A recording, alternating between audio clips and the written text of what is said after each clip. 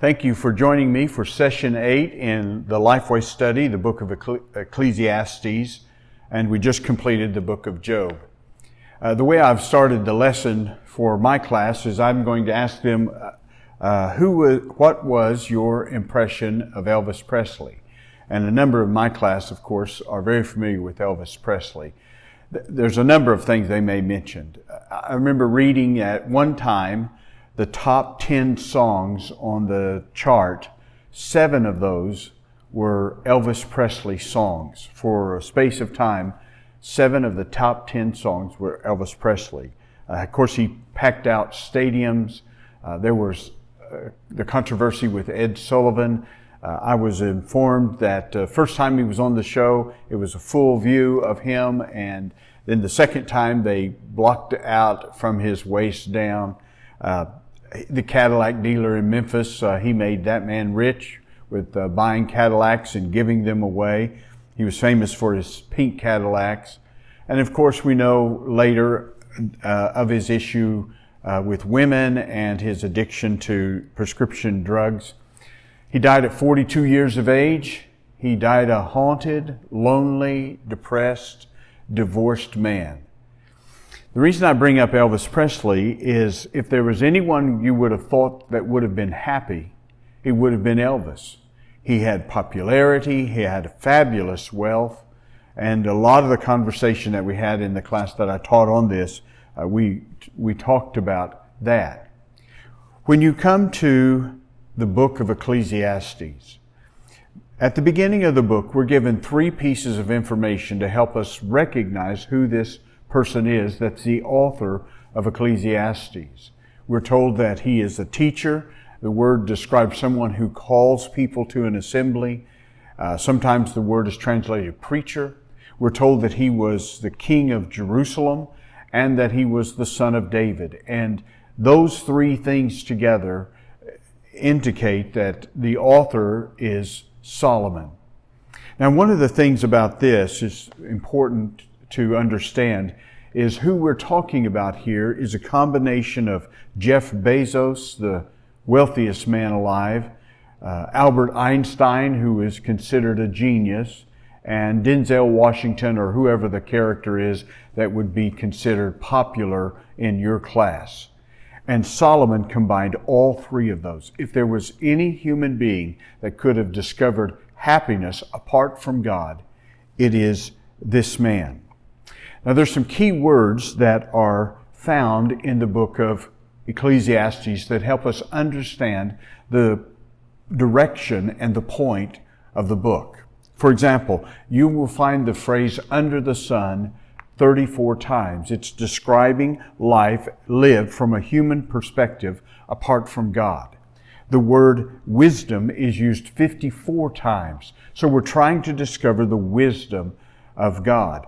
When the Bible talks about wisdom, it's not necessarily meaning the same thing as the philosophers when they talk about wisdom, trying to understand ultimate reality, though the Bible does speak about that. But when the Bible uses wisdom, it's talking about an ethical and moral dimension, living in a way, making the right choices that please God. And so this is what the writer of Ecclesiastes is leading us towards.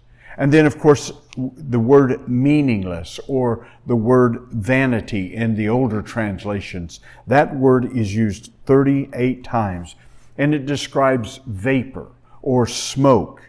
It's life pictured as being temporary and fleeting, and life is an enigma. It's a paradox. It appears solid like smoke. And then when you reach out and grab it, there is nothing to grab onto. There's nothing there. And there's so much beauty. There's so much goodness in this world. You only have a short time to enjoy it.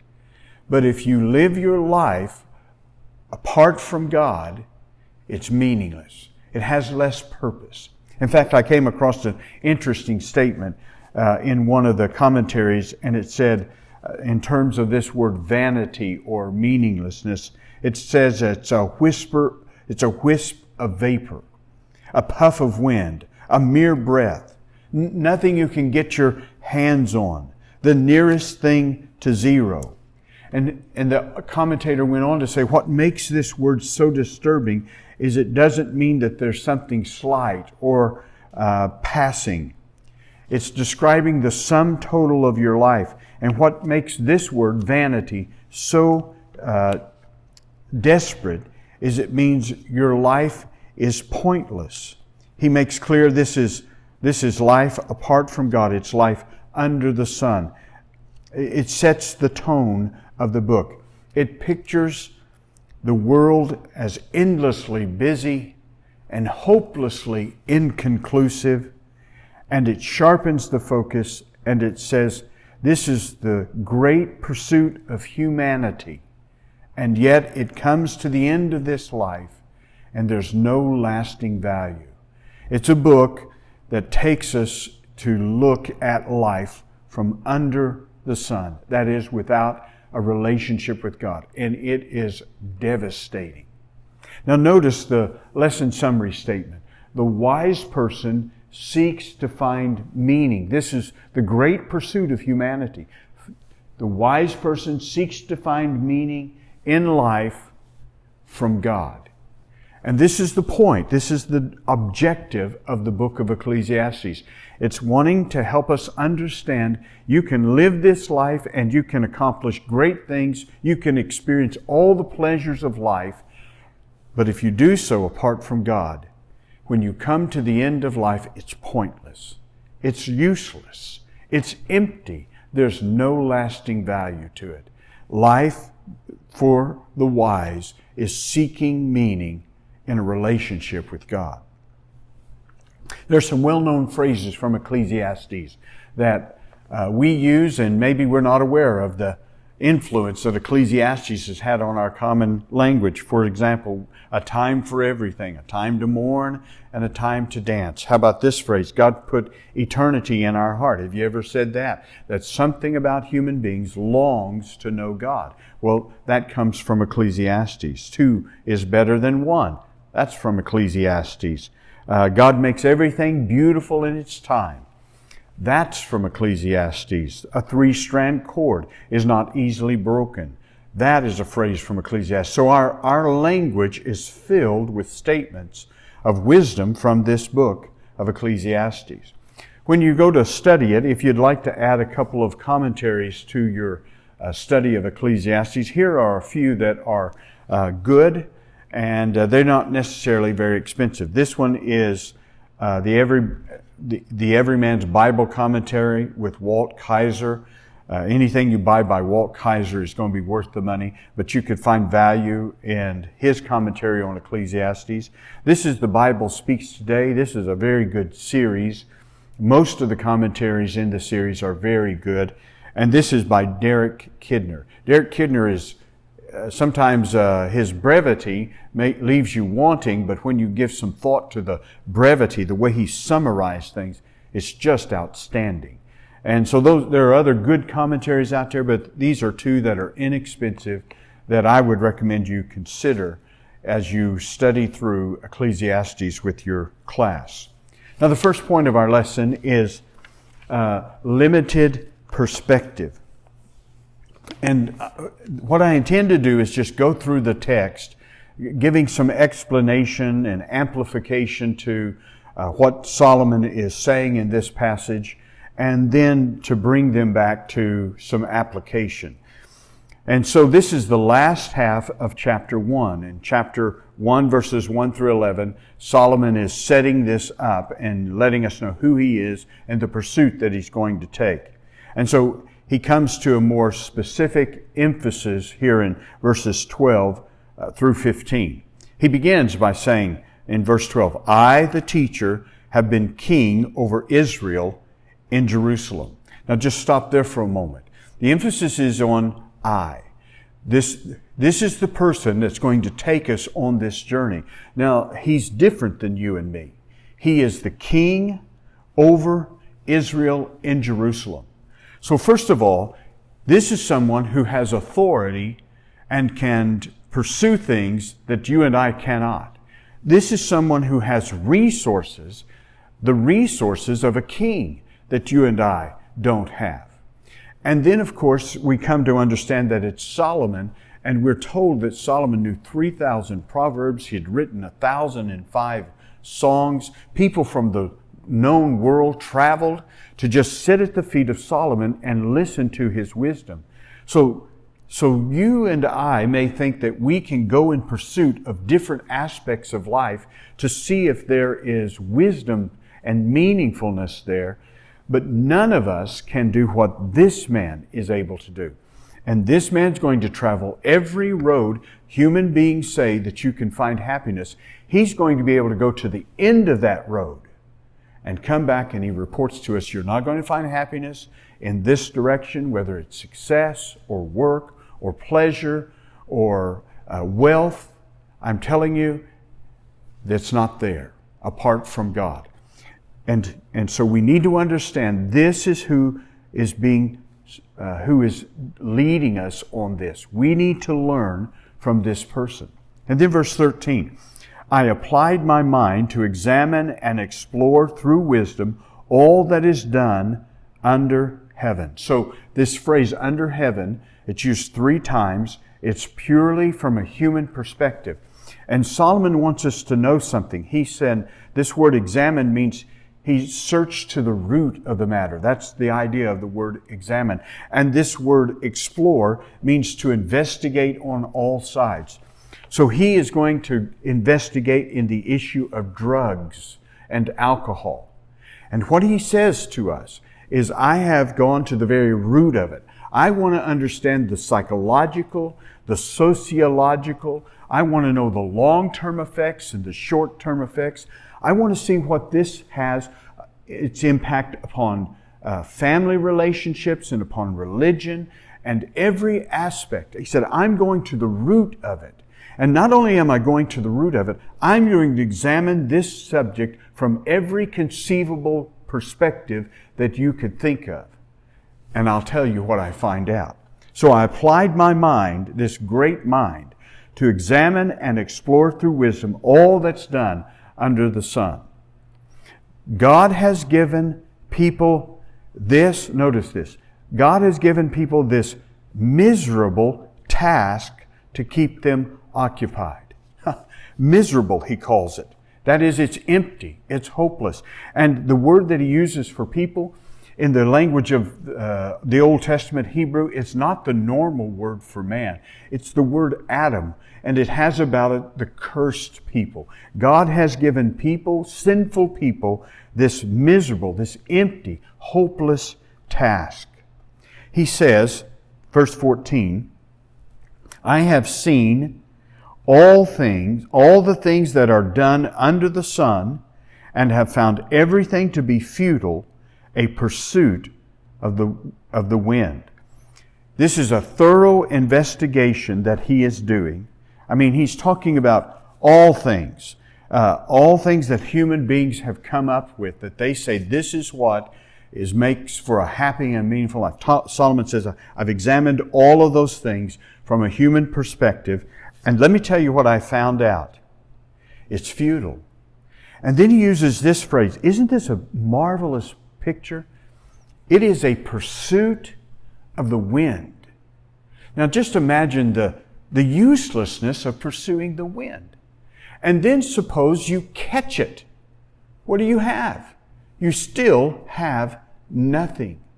This is what he's driving at. Do you understand what happens if you pursue these things apart from a relationship with God? What happens if you get it? What if you get all the wealth that you could possibly imagine? What if you were to have all the success that you could possibly imagine? What if you were to gain all the education that you really want? What happens when you get it? Well, if you don't have a relationship with God, Solomon says, if you're honest with yourself, what you're going to see is disappointment. It doesn't satisfy. It doesn't give you what you really want. You're left wanting. He goes on in verse 15, and he says, what is crooked cannot be straightened. In other words, what he said, what you discover is there's some problems that they cannot be solved. We have a limited perspective. We don't have all the information we need. in order to solve them. There's just some things, they're crooked, and they cannot be straightened out. You can't solve all the problems. And then he says what is lacking cannot be counted. That is, there's key information that you need to solve these problems, and you simply don't have those things. And because you don't have that information, the decision that you make, the result is wrong because you didn't have key information. The point he's driving at is we need God's wisdom in order to find life's true purpose. But if you pursue life under the sun, under the heavens, apart from a meaningful relationship with God, you cannot find what you're looking for. Now, after an explanation, and there'll probably be some give and take in terms of talking about that and people contributing, in understanding, this is how I seek to apply it in my situation. I live in a community, Norman, Oklahoma, that is highly educated. The University of Oklahoma is in our community. When I moved to this community 30 years ago, the Chamber of Commerce put out a number of statistics about the community. One of the statistics they put out in 1990 was that Norman, Oklahoma's adult population, 50% had a bachelor's degree. Now, I don't know about the rest of Oklahoma, but I'm going to guess that Norman, Oklahoma is probably the most educated community in Oklahoma. And then this fall, 20,000 plus young, fresh faces will show up on the campus of OU for the purpose of getting an education. And for many of them, if not the majority of them, they think this is what's going to lead to their happiness. Thomas Jefferson believed that education was the way to improve humanity, and therefore he was a contributor to starting the University of Virginia. Now, you would think if 50% of the adult population in a community has a bachelor's degree, highly educated people who understand about reason and those kinds of things, that we would live in Norman in a paradise. And Norman is a wonderful community to have raised my family in, but I can assure you it is no paradise. In fact, in many ways, some of the things in our community, the reasons why they're there is simply because of darkness, a lack of wisdom from God. And so my question is, if you were to stand before the freshman class at OU and you could give them a word of wisdom, what is it that you share with them? And I'm going to ask the class that question. Because most people have this limited perspective apart from a relationship with God. Now, the second point of the lesson talks about inheritance blown.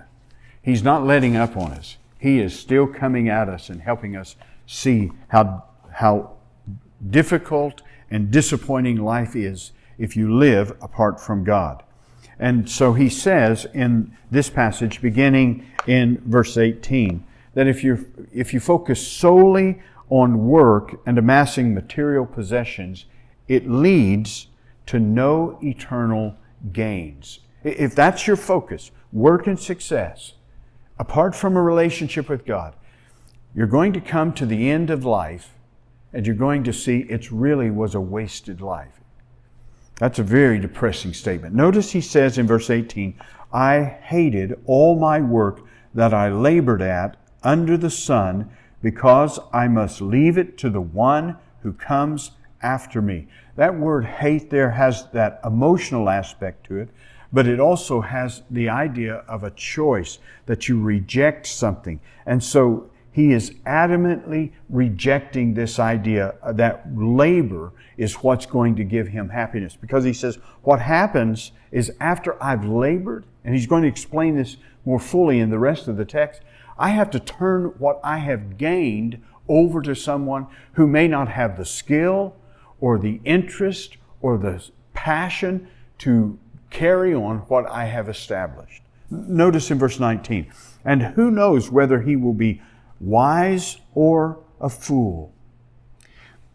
Yet he will take over all my work that I labored at skillfully under the sun. Here I've spent my life building up this business. And when I'm finished with it, I pass it on to someone who may wind up blowing it and ruining everything I poured my life into. You may know of some examples that way. I mentioned to the class that I teach prior to these videos, I said what he's talking about is your children are not going to value your spoon collection of the states that you have gathered over the years. The tea sets that you have collected over the years, they're not going to value. What you spent dollars on, they're going to sell at an estate sale for pennies on the dollar. And that really got a response from them in terms of agreeing to that. You're going to turn everything you have over to other people, and they're going to have different priorities and interests. He says in verse 20, "So I began to give myself over to despair," a sense of utter hopelessness, "concerning all my work that I had labored at under the sun." The word work and the word labor has this idea of weariness, of toil, of exhaustion, even pain. He puts so much into this. And then he turns it over to people who care little for it. He goes on in verse 21, When there is a person whose work was done with wisdom, knowledge, and skill, and he must give his portion, that is everything, he must give everything to a person who's not worked for it, this too is futile and a great wrong. What he's driving at is work and wealth can't be said to be life's purpose. In death, not only does the person's wealth go to someone else, but the skill and the intelligence that you had to make that wealth, to create that success, it ceases to exist. You can't pass that on either. And therefore, the things that you prized, you poured your life into, somebody else doesn't prize and maybe even wastes it. The greatest transfer of wealth in history is taking place right now. From 2018 to 2042, the millennial generation and Gen Xers are going to inherit $70 trillion. About $61 trillion is the actual amount they'll be receiving. For about $10 trillion are going to be given to charities and nonprofits. The greatest transfer of wealth in history is going to happen. Is it going to be a good thing? Or is it going to be a bad thing? It depends on wisdom and those who will be receiving it. And if that's what you're depending on in terms of finding fulfillment and meaning in life, Solomon says you are traveling down the wrong road. Now, the way that I tried to apply this particular point about inheritance blown is I asked them to remember the story we always see at Christmas time, A Christmas Carol by Charles Dickens. And the interesting thing about that is that happens to be shown, and it shows this man, of course, who's all about his material possessions, doesn't want to give any of it up. And I always find it ironic that it's shown at a time in America when we are gluttons with materialism. And it also, the story of Jesus and him giving up his wealth to come to the poverty of being a human being and saving us. And so I asked him about that story, and I asked him, how is that story similar to Solomon's advice in this passage? And we have a discussion about that. And then I asked him, when you think back to that story, what is it that the story, the Christmas story, leaves out that Solomon says is vital to have included? And what I'm driving at is that wonderful story of A Christmas Story, a beautiful story about a man's life that's changed and his life is repentant. But to my awareness, there's no real testimony that life needs to be connected to God. The third point is enjoy work. Now, Solomon just simply won't let up on us.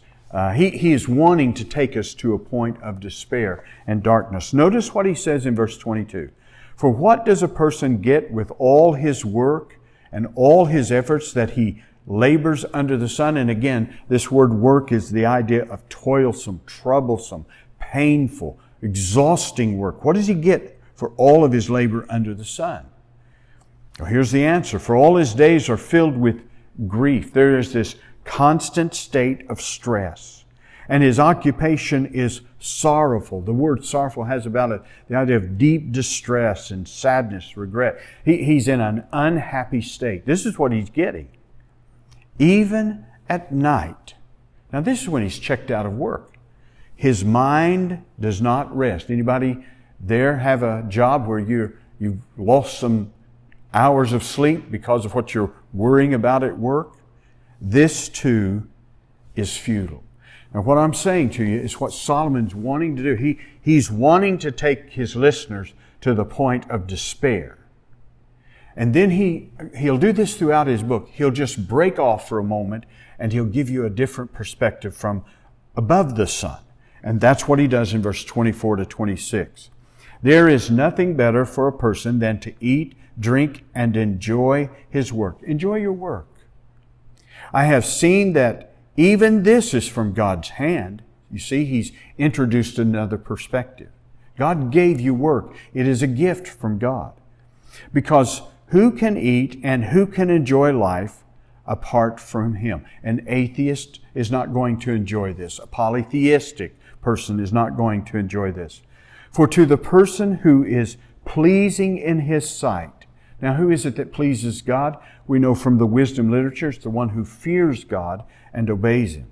For the person who is pleasing in His sight, He gives wisdom. The lights come on. He sees the meaning of life. Knowledge. He gives wisdom, knowledge, and joy. But to the sinner, He gives the task of gathering and accumulating in order to give to the one who is pleasing in God's sight. This too is futile and a pursuit of the wind. What the author does is he lifts the veil for a moment to show us there is an answer. There is a life that's not disillusioned. And you can enjoy the things that God gives you. And that is when you're in relationship with God. I asked the class, what's the most enjoyable work that you've ever done? What's the hobby you most enjoy? And we discussed that. And then I told them that Solomon is not against work. He sees it as a gift from God. And so he advises us to enjoy our work, our families, food, marital relationships, success. He wants us to enjoy that. But how do you see those things differently when you have a relationship with God as opposed to those who don't see them as a gift from God? Now, the way I wanted to close the lesson is I told them the story about Brother Lawrence and the book, Practicing the Presence of God. Brother Lawrence was a soldier. He was under deep conviction over the things he'd experienced in war. He was seeking for absolution for his soul. He gave his life over to monastic life, and they gave him a job in the monastery of washing the dishes. And he made the decision that he could wash those dishes for the glory of Christ. And so he was aware that he was washing dishes and it was going to be put before Jesus. And it changed everything about his life. Everything he did with an awareness of the presence of Christ. When he died, this wonderful, glorious Spirit of Christ was about him. And people collected letters that he had written responding to people asking questions about his life of Christ. And they put it into a book called Practicing the Presence of Christ. And that book, for about 300 years, was a #1 bestseller. Only the Bible and Pilgrim's Progress outsold it. But in that book, what you find is this is a man who in his work, in his relationships, in his health, everything was lived with an awareness of Christ. And so he learned as this monk in a monastery, that a wise person finds meaning in life from his relationship with God. So, I'm saying to you, in this lesson, a wise person seeks to find meaning in life from God. And so how does that look different in our family? How does that look different in your work? How does that look different when it comes to your health even? That you're looking for how this relates to God. This is a wonderful lesson. I think you're going to thoroughly enjoy the study of Ecclesiastes. It's certainly a book that's written for our days. God bless you, friend.